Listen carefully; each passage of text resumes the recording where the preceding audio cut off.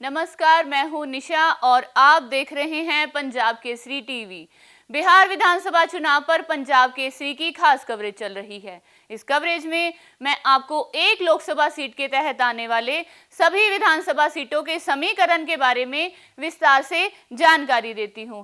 इसी सिलसिले में आज खगड़िया लोकसभा सीट के तहत आने वाले 6 विधानसभा क्षेत्र पर मैं विस्तार से चर्चा करूंगी। खगड़िया लोकसभा क्षेत्र में 6 विधानसभा सीटें शामिल हैं। ये 6 सीट है सिमरी, बख्तियारपुर, हसनपुर, अलौली, खगड़िया, बेलदौर और परबत्ता। आइए अब आपको बारी बारी इन 6 विधानसभा सीटों के बारे में मैं विस्तार से एक रिपोर्ट दिखाती हूँ।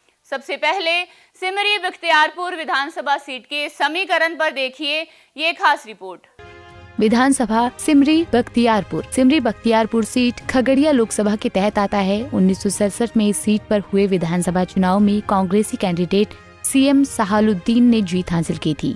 1969 में सिमरी बख्तियारपुर में संयुक्त सोशलिस्ट पार्टी के कैंडिडेट रामचंद्र प्रसाद ने जनता का समर्थन हासिल किया था। 1972, 1977, 1980 और 1985 में लगातार 4 बार सिमरी बख्तियारपुर से चौधरी मोहम्मद सलाहुद्दीन ने जीत हासिल की थी। वहीं 1990 के चुनाव में यहां से जनता दल के कैंडिडेट दिनेश चंद्र यादव ने विरोधियों को मात देने में कामयाब रहे थे। 1995 और 2000 के विधानसभा चुनाव में कांग्रेस पार्टी की कैंडिडेट चौधरी मोहम्मद महबूब अली केसर ने यहां से जीत दर्ज की थी। 2005 के चुनाव में सिमरी बख्तियारपुर सीट से दिनेश चंद्र यादव ने जीत हासिल की थी। वहीं 2010 के विधानसभा चुनाव में यहां से जेडीयू कैंडिडेट अरुण कुमार ने जीत हासिल की थी।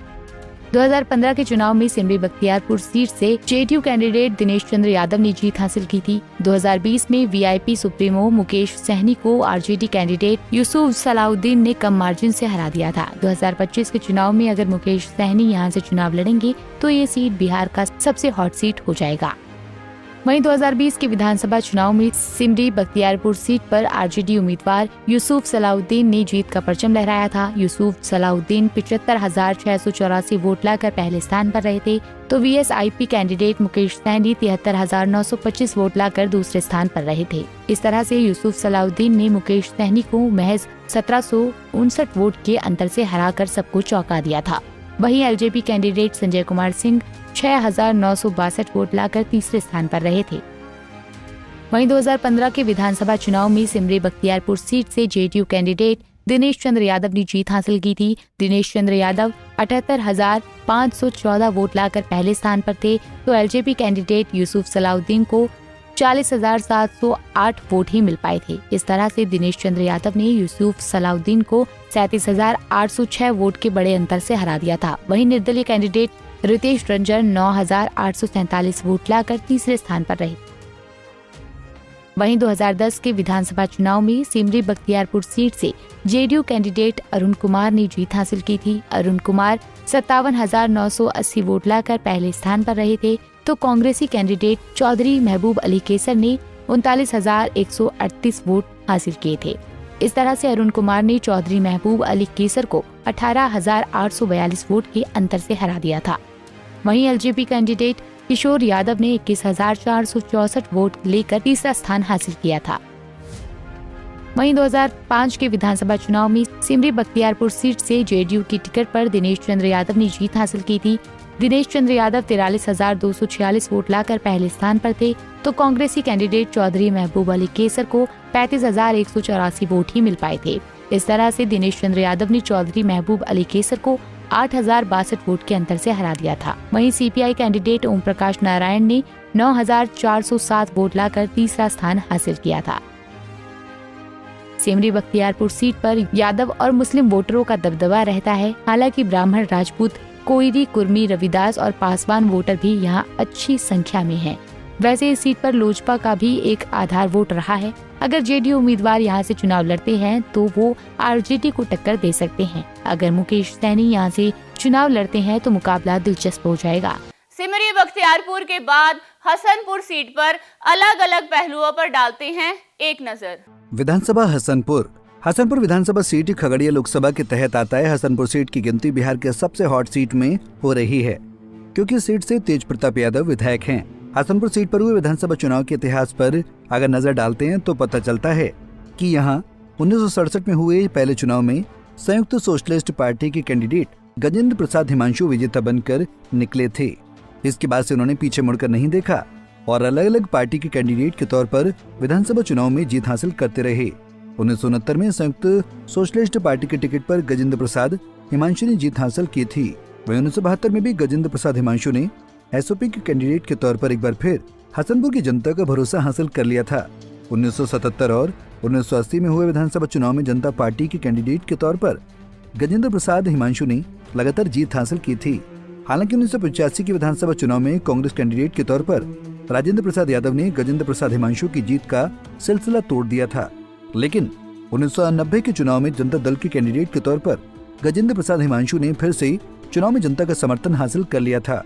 वहीं 1995 के चुनाव में जनता दल के कैंडिडेट के तौर पर सुनील कुमार पुष्पम ने हसनपुर में जीत का परचम लहराया था। 2000 के चुनाव में जेडीयू के कैंडिडेट के तौर पर गजेंद्र प्रसाद हिमांशु ने जनता का भरोसा हासिल किया था।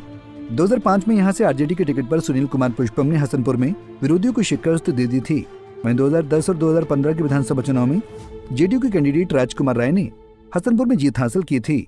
लेकिन 2020 के चुनाव में लालू यादव के बेटे तेज प्रताप यादव ने विरोधियों को करारी शिकस्त दे दी थी।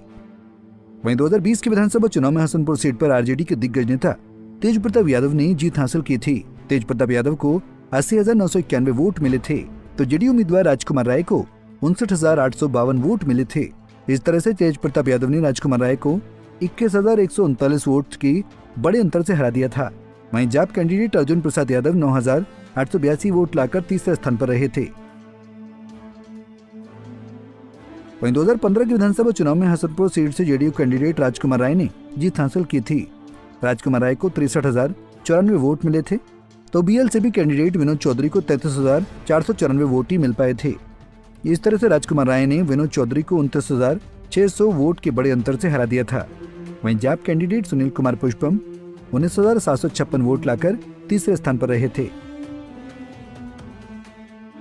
वहीं 2010 के विधानसभा चुनाव में हसनपुर सीट से जेडीयू उम्मीदवार राजकुमार राय ने जीत हासिल की थी। राजकुमार राय को 36,767 वोट मिले थे, तो आरजेडी कैंडिडेट सुनील कुमार पुष्पम को 33,476 वोट मिले थे। इस तरह से राजकुमार राय ने सुनील कुमार पुष्पम को 3,291 वोट के अंतर से हरा दिया था। वहीं निर्दलीय कैंडिडेट अर्जुन प्रसाद यादव 11,479 वोट लेकर तीसरे स्थान पर रहे थे। वहीं 2005 के विधानसभा चुनाव में हसनपुर सीट से आरजेडी कैंडिडेट सुनील कुमार पुष्पम ने जीत हासिल की थी। सुनील कुमार पुष्पम को 31,553 वोट मिले थे, तो एलजेपी कैंडिडेट रामनारायण मंडल को 24,115 वोट ही मिल पाए थे। इस तरह से सुनील कुमार पुष्पम ने रामनारायण मंडल को 7,438 वोटों से हरा दिया था। वहीं जेडीयू कैंडिडेट गजेंद्र प्रसाद हिमांशु 17,211 वोट हासिल कर तीसरे स्थान पर रहे थे।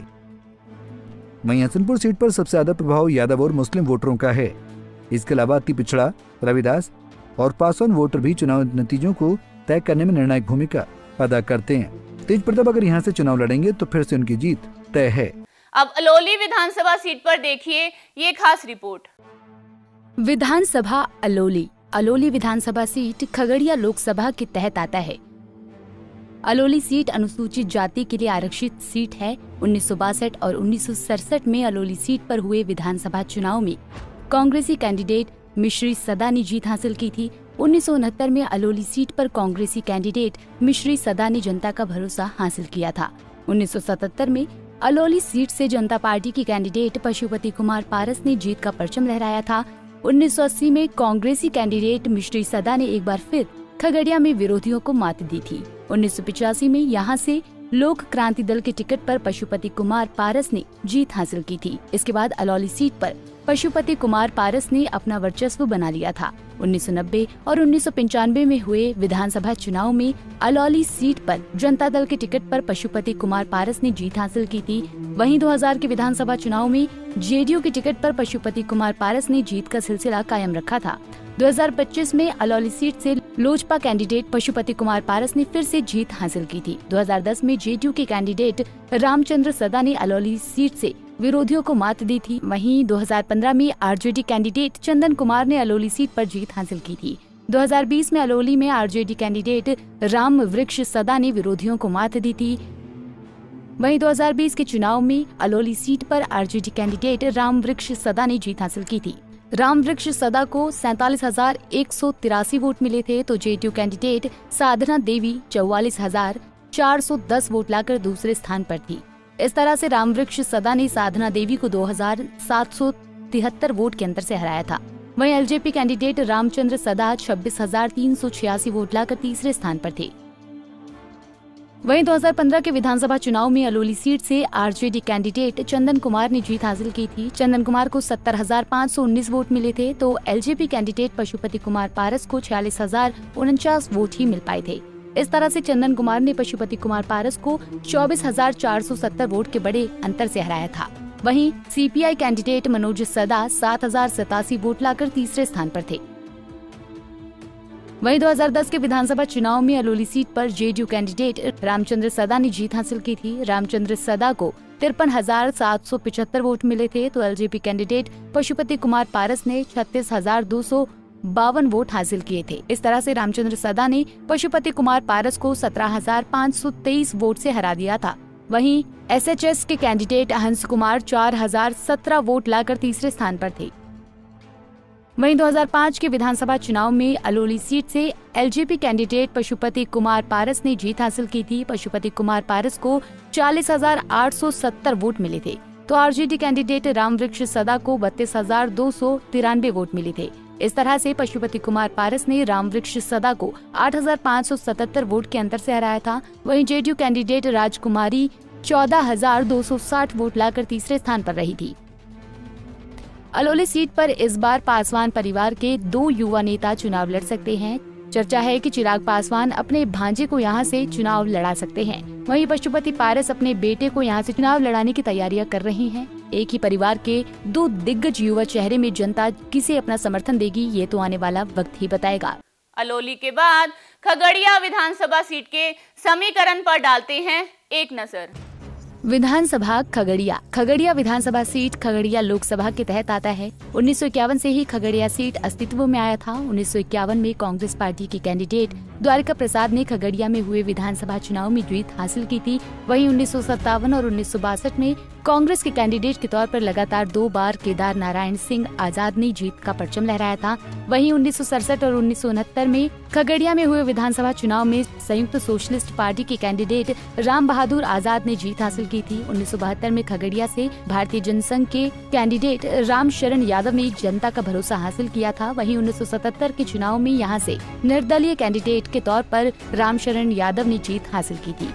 1980 के विधानसभा चुनाव में एक बार फिर राम शरण यादव ने जनता पार्टी के टिकट पर फिर से जीत हासिल की थी। वहीं 1985 में यहां से कांग्रेस के कैंडिडेट के तौर पर सत्यदेव सिंह ने जीत हासिल की थी। इसके बाद खगड़िया सीट से 1990 में रणवीर यादव ने जनता का समर्थन हासिल किया था। 1995 में खगड़िया में हुए चुनाव में बीजेपी की कैंडिडेट चंद्रमुखी देवी ने जीत हासिल की थी। 2000 के विधानसभा चुनाव में सीपीएम के कैंडिडेट के तौर पर योगेंद्र सिंह ने जनता का भरोसा हासिल किया था। 2005, 2010 और 2015 में जेडीयू कैंडिडेट पूनम देवी यादव ने लगातार 3 बार जीत का परचम लहराया था, लेकिन 2020 में कांग्रेसी कैंडिडेट छत्रपति यादव ने यहाँ बाजी पलट दी थी।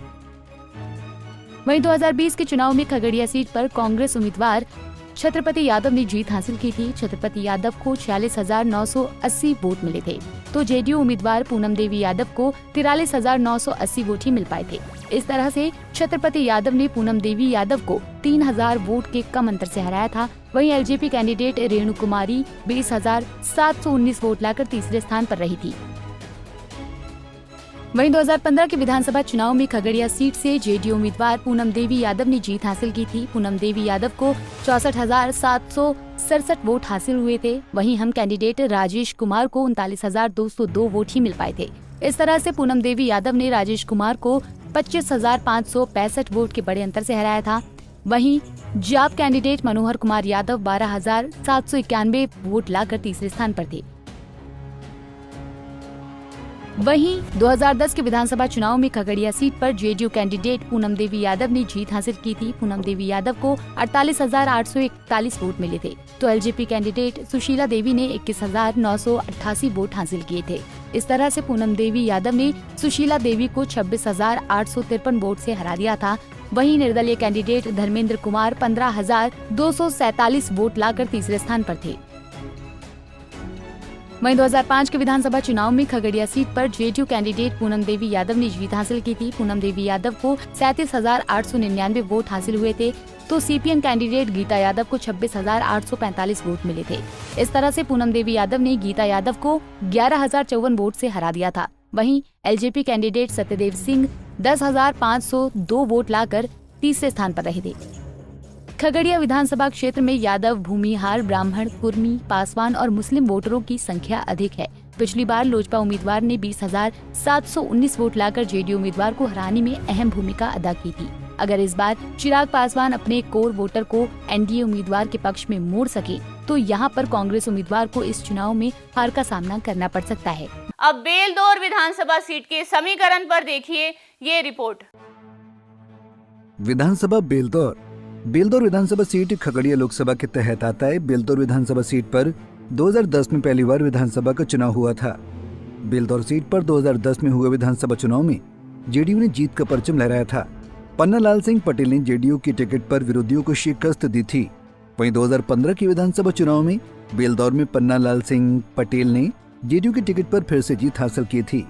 जेडीयू ने दोनों बार यहां लोक जनशक्ति पार्टी को ही मात दी थी। 2020 के चुनाव में भी पन्ना लाल सिंह पटेल ने जीत का सिलसिला कायम रखा था। वहीं 2020 के चुनाव में बेलदौर सीट पर जेडीयू उम्मीदवार पन्ना लाल सिंह पटेल ने जीत हासिल की थी। पन्ना लाल सिंह पटेल को 56,541 वोट मिले थे, तो कांग्रेस कैंडिडेट चंदन कुमार यादव को 51,433 वोट ही मिल पाए थे। इस तरह से पन्ना लाल सिंह पटेल ने चंदन कुमार यादव को 5,108 वोट मिले थे। वहीं एलजेपी कैंडिडेट मिथिलेश कुमार निषाद 31,229 वोट लाकर तीसरे स्थान पर रहे थे। वहीं 2010 के विधानसभा चुनाव में बेलदौर सीट से जेडीयू कैंडिडेट पन्ना लाल सिंह पटेल ने जीत हासिल की थी। पन्ना लाल सिंह पटेल को 45,990 वोट मिले थे, तो एलजेपी कैंडिडेट सुनीता शर्मा ने 30,252 वोट मिले थे। इसी तरह से पन्ना लाल सिंह पटेल ने सुनीता शर्मा को 15,738 वोटों से हरा दिया था। वहीं कांग्रेस कैंडिडेट उमा देवी 14,655 वोट लेकर तीसरे स्थान पर रही थी। बेलदौर विधानसभा क्षेत्र में यादव, कोयरी, कुर्मी और मुस्लिम वोटरों की अहम भूमिका है। इसके अलावा यहाँ पचपनिया वोटरों की भी अच्छी खासी संख्या है। वैसे 2020 के विधानसभा चुनाव में बेलदौर में जेडीयू लीडर पन्ना लाल सिंह पटेल ने जीत हासिल की थी, लेकिन तब भी लोजपा उम्मीदवार ने 31,229 वोट लाकर तीसरे स्थान पर रहे थे। अगर इस बार चिराग पासवान अपना वोट ट्रांसफर एनडीए को करवाने में सफल रहे तो जेडीयू उम्मीदवार की जीत का मार्जिन पहले से ज्यादा हो सकता है। बेलदौर के बाद परबत्ता विधानसभा सीट के समीकरण पर देखिए ये रिपोर्ट। विधानसभा परबत्ता विधानसभा सीट खगड़िया लोकसभा के तहत आती है। 1951 में परबत्ता सीट अस्तित्व में आई थी। 1951 और 1952 में परबत्ता सीट से सोशलिस्ट पार्टी के कैंडिडेट कुमार त्रिवेणी कुमार ने जीत हासिल की थी। वहीं 1957 और 1962 के चुनाव में परबत्ता सीट से कांग्रेसी कैंडिडेट लक्ष्मी देवी ने आम जनता का भरोसा जीतने में कामयाबी हासिल की थी। 1964 के उपचुनाव में परबत्ता सीट से कांग्रेसी कैंडिडेट एस श्री मिश्रा ने जनता का समर्थन हासिल किया था। वहीं 1967 के विधानसभा चुनाव में संयुक्त सोशलिस्ट पार्टी के कैंडिडेट के तौर पर सतीश प्रसाद सिंह ने जीत हासिल की थी। कांग्रेसी कैंडिडेट ने 1969 में जगदम्ब प्रसाद मंडल ने चुनाव में जीत हासिल की थी। 1972 में कांग्रेसी कैंडिडेट शिवाकांत मिश्रा ने परबत्ता सीट से विधानसभा चुनाव जीत लिया था। वहीं 1977 में निर्दलीय कैंडिडेट नईम अख्तर ने परबत्ता में सभी विरोधियों को शिकस्त देने में कामयाबी हासिल की थी। 1980 और 1985 में परबत्ता सीट से कांग्रेस पार्टी के टिकट पर रामचंद्रा मिश्रा ने जीत हासिल की थी। वहीं 1990 और 1995 में जनता दल के टिकट पर विद्यासागर निषाद ने विधानसभा चुनाव में परबत्ता सीट से जीत हासिल की थी। 2000 में आरजेडी कैंडिडेट राकेश कुमार ने परबत्ता सीट पर विरोधियों को मात दी थी। 2005 के विधानसभा चुनाव में जेडीयू कैंडिडेट रामानंद प्रसाद सिंह ने परबत्ता सीट पर जीतकर परचम लहराया था। 2010 में परबत्ता सीट से सम्राट चौधरी उर्फ राकेश कुमार ने आरजेडी की टिकट पर जीत हासिल की थी। वहीं 2014 के उपचुनाव में और 2015 के उपचुनाव में जेडीयू कैंडिडेट रामानंद प्रसाद सिंह ने जनता का समर्थन हासिल किया था। वहीं 2020 में JDU candidate doctor Sanjeev Kumar ने विरोधियों को मात दी थी। वहीं 2020 के चुनाव में परबत्ता सीट पर जेडीयू उम्मीदवार संजीव कुमार ने जीत हासिल की थी। संजीव कुमार को 77,226 वोट मिले थे, तो RJD candidate Digambar Prasad Tiwari 76,000 275 vote लाकर दूसरे स्थान पर थे। इस तरह से संजीव कुमार ने दिगंबर प्रसाद तिवारी को महज 951 वोट के अंतर से हराया था। वहीं एलजेपी कैंडिडेट आदित्य कुमार 11,576 वोट लाकर तीसरे स्थान पर थे। वहीं 2015 के विधानसभा चुनाव में परबत्ता सीट से जेडीयू कैंडिडेट रामानंद प्रसाद सिंह ने जीत हासिल की थी। रामानंद प्रसाद सिंह को 76,248 वोट मिले थे, तो बीजेपी कैंडिडेट रामानुज चौधरी को 43,324 वोट ही मिले थे। इस तरह से रामानंद प्रसाद सिंह ने रामानुज चौधरी को 28,924 वोट के अंतर से हरा दिया था। वहीं जाप कैंडिडेट सुहेली मेहता 23,137 वोट लाकर तीसरे स्थान पर थे। वहीं 2010 के विधानसभा चुनाव में बरबत्ता सीट पर आरजेडी कैंडिडेट सम्राट चौधरी ने जीत हासिल की थी। सम्राट चौधरी को 60,428 वोट मिले थे, तो जेडीयू कैंडिडेट रामानंद प्रसाद सिंह ने 59,620 वोट हासिल किए थे। इस तरह से सम्राट चौधरी ने रामानंद प्रसाद सिंह को महज 808 वोट के मार्जिन से हराया था। वहीं कांग्रेसी कैंडिडेट नरेश प्रसाद बादल 10,385 वोट लाकर तीसरे स्थान पर थे। वहीं 2005 के विधानसभा चुनाव में परबत्ता सीट से जेडीयू कैंडिडेट रामानंद प्रसाद सिंह ने जीत हासिल की थी। रामानंद प्रसाद सिंह को 45,684 वोट ही मिले थे, तो निर्दलीय कैंडिडेट राजेश कुमार को 41,539 वोट मिले थे। इस तरह से रामानंद प्रसाद सिंह ने राजेश कुमार को 4,145 वोट से हराया था। वहीं एलजेपी कैंडिडेट परमानंद चौधरी 4,004 वोट हासिल कर तीसरे स्थान पर रहे थे। परबत्ता विधानसभा सीट पर भूमिहार यादव, कोयरी और मुस्लिम वोटरों की संख्या निर्णायक है। पिछली बार जेडीयू उम्मीदवार संजीव कुमार बहुत कम मार्जिन से चुनाव जीते थे, लेकिन पिछले दिनों संजीव कुमार ने खगड़िया से लोजपा सांसद राजेश वर्मा के खिलाफ बहुत विवादित बयान दिया था। इसलिए इस चुनाव में संजीव कुमार को लोजपा समर्थक वोटरों का नुकसान हो सकता है। आज आपको खगड़िया लोकसभा सीट के तहत आने वाले सभी विधानसभा सीटों के हर पहलू पर विस्तार से रिपोर्ट दिखाई गई। आगे किसी और लोकसभा सीट के तहत आने वाले विधानसभा सीटों पर हमारी विशेष चर्चा जारी रहेगी। तब तक आप तमाम खबरों के लिए देखते रहिए पंजाब केसरी। नमस्कार। हमसे जुड़े रहने के लिए हमारे YouTube चैनल को सब्सक्राइब करें और नई वीडियो की नोटिफिकेशन के लिए बेल आइकॉन को दबाएं।